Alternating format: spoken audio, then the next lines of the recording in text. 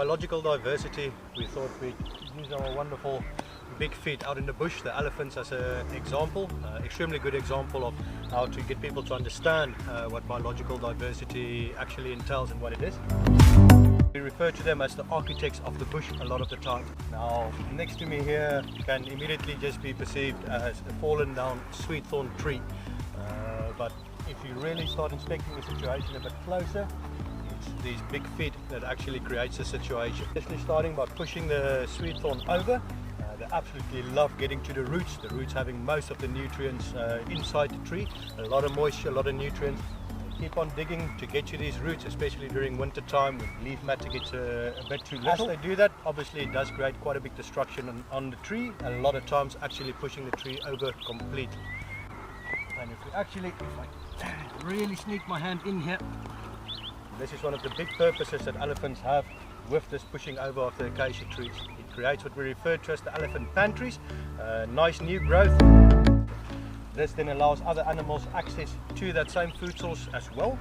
And when times really get tough, elephants have the tendency to actually come over to some of the previous sweet thorns that they've had, flip them back over to the other side again, and expose all of the wonderful nutritional grass and food source that grows underneath it. Tendency to ingest quite a lot of plant seeds and fruits as well. So when it comes to seed dispersal, it plays a tremendous big role. We'll see if we can't find some nice elephant dung along the line, have a bit of a closer look at it.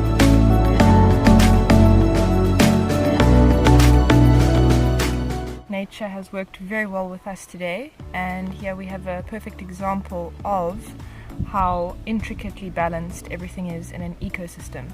And we were lucky enough to find the adder flightless dung beetle.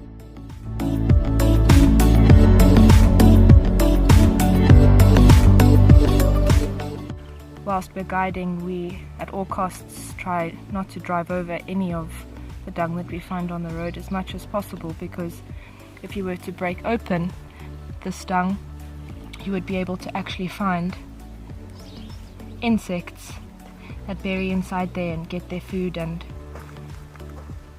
make a home for themselves. With these big animals, especially in vegetation like we've got down here in the Eastern Cape, the Albany thicket, it's extremely dense and overgrown. These big animals move through the thickets and actually open up pathways, creating accessibility for animals in very dense areas where they were not able to actually move in the path.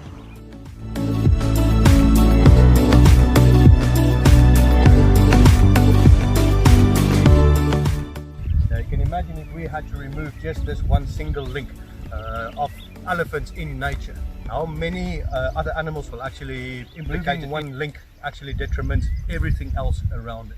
Everything in nature is interconnected. It's just such a diverse animal, creating such a diversity around it, creating additional habitats, creating food sources, helping with the dispersal of fruits and seeds.